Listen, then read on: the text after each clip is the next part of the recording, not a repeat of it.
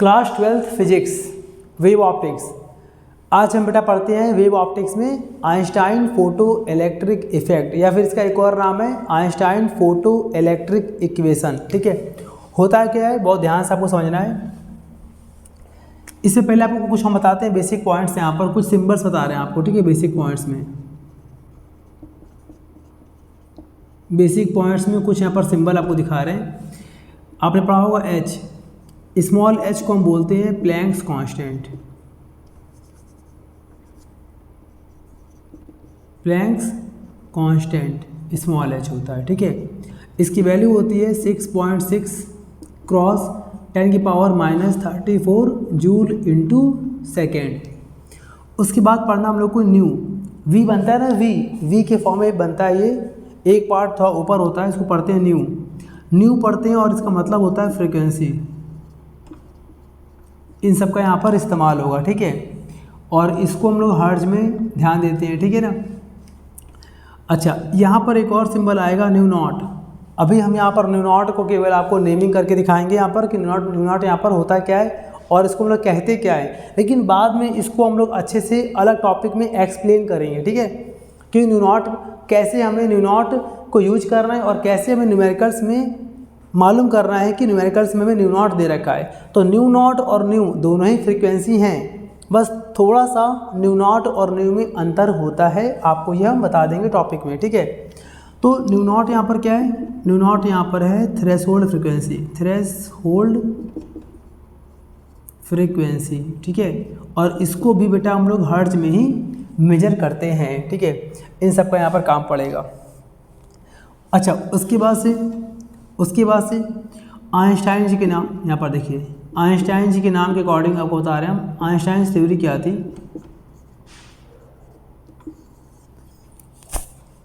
देखिए, आइंस्टाइन ने कहा था कि कोई भी लाइट अगर है, आइंस्टाइन थ्योरी के पहले ये बताया गया था कि लाइट एक कंटिन्यूअस रे के फॉर्म में ट्रेवल करती है। बट आइंस्टाइन ने कहा था कि कोई भी लाइट कंटिन्यूअस ट्रेवल नहीं करती, कंटिन्यूअस फ्लो नहीं होती है, कंटिन्यूअस प्रोपोगेट नहीं करती, वो एक स्मॉल पैकेट्स के फॉर्म में। ये देखिए ऐसे, मतलब वो लाइट रे या वो लाइट स्मॉल देखिए एनर्जी पैकेट, ये एनर्जी के बंडल्स हैं, इसको बोलते हैं एनर्जी बंडल्स, एनर्जी पैकेट्स। इस फॉर्म में लाइट ट्रेवल करता है ये, और यहाँ पर दिख रहा है आपको ना, तो ये हर एक बंडल को, एक बंडल को, जैसे मान लीजिए सपोज हमने बात किया इसकी बात की, यहाँ पर एक एनर्जी के पैकेट को हम लोग बोलते हैं फोटोन, इसको हम लोग बोलते हैं फोटोन। ठीक है ना, फोटो मतलब लाइट, तो इसको बोलते हैं फोटोन, और इस फोटोन की एनर्जी होती है E = h न्यू। ठीक है, इस फोटोन की एनर्जी होती है h न्यू। E माने एनर्जी ऑफ फोटोन, h माने प्लैंक कांस्टेंट, और न्यू मतलब frequency of photon, frequency of light. तो अब हमें ध्यान देना है कि अब एक लाइट रे में ढेर सारे फोटॉन्स होते हैं, ये हमें ध्यान रखना है। ठीक है, अब हम लोग यहाँ पर एक्सप्लेन करते हैं इसके प्रैक्टिकल को। मान लिया हमारे पास एक सरफेस है,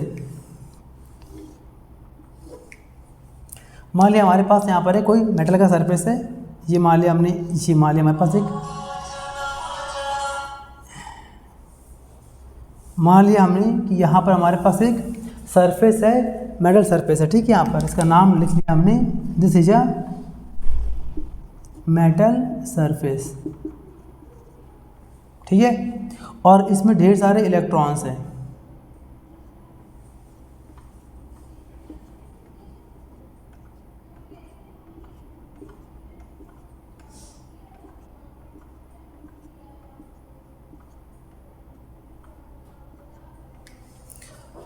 तो अगर इसमें ढेर सारे इलेक्ट्रॉन्स हैं तो इलेक्ट्रॉन्स पे चार्ज होता है माइनस का, आपको पता है। ठीक है ना, तो इस मेटल के सरफेस में ढेर सारे इलेक्ट्रॉन्स हैं, और इस सरफेस पे हम लोग हाई फ्रीक्वेंसी लाइट फॉल कर रहे हैं ऐसे करके।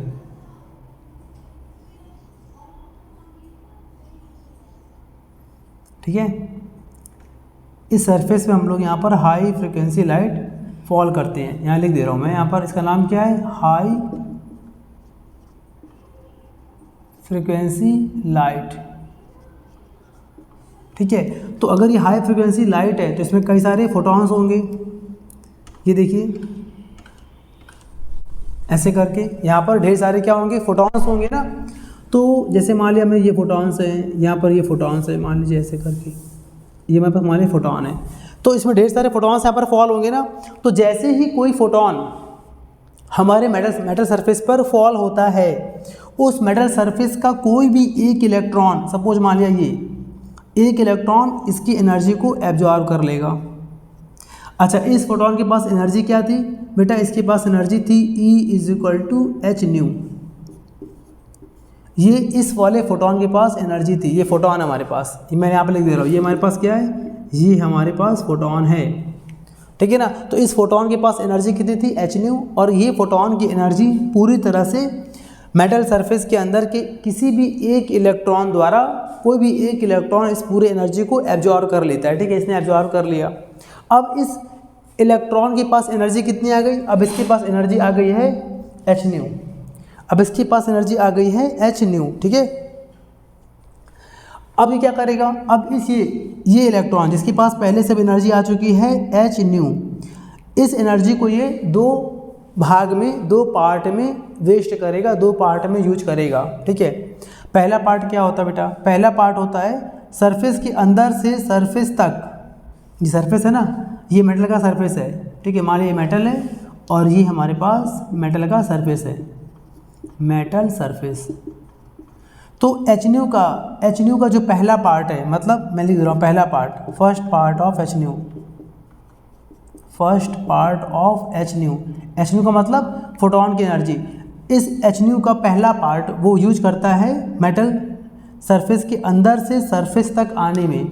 तो रास्ते में इसको, जब ये इलेक्ट्रॉन, कोई भी इलेक्ट्रॉन अगर सरफेस के अंदर से सरफेस के ऊपर तक आएगा, तो रास्ते में और इसके जैसे और इलेक्ट्रॉन्स होंगे, उससे इसका कॉलिजन होगा, इसके पास एनर्जी आ चुकी है फोटॉन के बराबर की, तो उस एनर्जी में कुछ ना कुछ एनर्जी क्या होगी, खर्च हो जाएगी, ख़त्म हो जाएगी सरफेस तक आने में।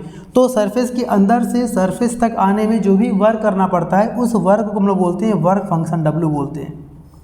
तो ये हमारा क्या हो गया, इसको बोला हम लोगों ने is to work function, work function, ठीक है ना, वर्क फंक्शन,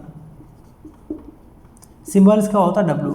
तो इस h² का, फोटॉन की एनर्जी का जो पहला पार्ट है वो वर्क फंक्शन में ख़त्म हो गया।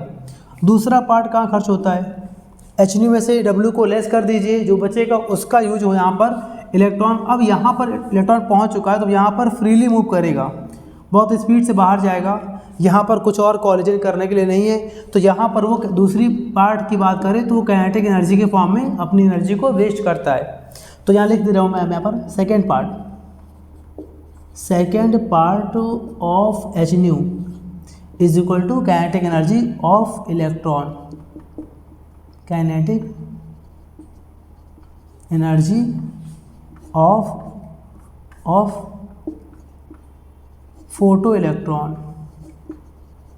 अब ये इलेक्ट्रॉन यहाँ पर आ चुका है, पहले यहाँ पर आया था, तो देखिए पहले सरफेस के अंदर से सरफेस तक आया है, उसमें इसने W वर्क डन वेस्ट कर दिया, एनर्जी खर्च कर दी, बची हुई एनर्जी को ये सरफेस के ऊपर से बाहर चला गया निकलकर, काइनेटिक एनर्जी के फॉर्म में उसने वेस्ट कर दिया। अब इस वाले इलेक्ट्रॉन का नाम हो गया फोटो इलेक्ट्रॉन, इसका नाम क्या है, फोटो इलेक्ट्रॉन। देखिए जब तक वो इलेक्ट्रॉन सरफेस के अंदर है या सरफेस तक है, तब तक उसका नाम इलेक्ट्रॉन ही होगा, लेकिन जैसे वो सरफेस को पार कर जाएगा, सरफेस के बाहर आ गया, तो उस इलेक्ट्रॉन का नाम हो जाएगा फोटो इलेक्ट्रॉन। क्यों, क्योंकि उस इलेक्ट्रॉन के बाहर आने की वजह क्या है, फोटॉन, इसलिए उसका नाम पड़ गया फोटो। फोटो मतलब लाइट, फोटॉन, फोटो इलेक्ट्रॉन। तो यहाँ पर ये फोटो इलेक्ट्रॉन आ गया, ठीक है। यहाँ पर ना तो h² के दो पार्ट हैं, पहला पार्ट वर्क फंक्शन W, दूसरा पार्ट क्या है, काइनेटिक एनर्जी। इसको लिख दे रहे हम E के, E और K, E के मतलब काइनेटिक एनर्जी, ठीक है ना। तो इसका मतलब यहाँ पर हम ये कह सकते हैं, यहाँ पर देयरफॉर यहाँ पर दिखा देंगे हम लोग energy of photon, energy of one photon is equal to, यहाँ पर क्या होगा, पहला पार्ट वर्क फंक्शन, पहला पार्ट यहाँ पर वर्क फंक्शन प्लस दूसरा यहाँ पर पार्ट क्या होगा, काइनेटिक एनर्जी। इसका मतलब यहाँ पर क्या, ध्यान दीजिएगा, इसका मतलब कि एक फोटॉन की एनर्जी दो भागों में खर्च होती है, पहला होता है वर्क फंक्शन, दूसरा होता है काइनेटिक एनर्जी। इसको हम जरा सिंबल फॉर्म में करते हैं, तो एनर्जी ऑफ फोटॉन का मतलब कैपिटल E, वर्क फंक्शन का मतलब W प्लस काइनेटिक एनर्जी का मतलब हो गया यहाँ पर ई के। अब जैसे इसको हम सॉल्व कर लेंगे, एनर्जी ऑफ फोटोन की वैल्यू होती है एच न्यू, तो यहाँ पर ई के प्लेस पे लगा देंगे एच न्यू। डब्ल्यू मतलब यहाँ पर होता है वर्क फंक्शन, इसका फॉर्मूला मैं यहाँ पर बता दे रहा हूँ आपको, इसका फॉर्मूला होता है H nu not. New not का मतलब क्या होता है, थ्रेशोल्ड फ्रिक्वेंसी, मतलब मिनिमम फ्रिक्वेंसी। इसके बारे में चर्चा करेंगे, इसके बारे में आपको एक्सप्लेन करेंगे बाद में। फिलहाल के लिए इस टॉपिक पे आपको सिर्फ याद रखना है न्यू नॉट का मतलब मिनिमम फ्रिक्वेंसी, ठीक है, थ्रेशोल्ड फ्रिक्वेंसी। तो एच यहाँ पर डब्ल्यू की लगा देंगे value H nu not plus kinetic energy का फॉर्मूला आपको हमेशा से आता है 1/2 mv², तो यहाँ पर लगा देंगे 1/2 mv² और v में लगा देंगे मैक्स। मैक्स का मतलब क्यों, क्योंकि सरफेस के बाद इलेक्ट्रॉन की वेलोसिटी बहुत तेज होगी। क्यों तेज होगी, क्योंकि सरफेस के अंदर इलेक्ट्रॉन्स पहले से और भी थे, जिससे कि इसकी स्पीड फुल फॉर्म में नहीं आ पा रही थी। सरफेस के बाद इलेक्ट्रॉन्स नहीं हैं उसके जैसे, तो अब वो फ्री होकर मूव करेगा, पूरी स्पीड से मूव करेगा जितनी उसके पास एनर्जी बची हुई है। इस कारण से यहाँ पर लिखते हैं हम लोग वी मैक्स।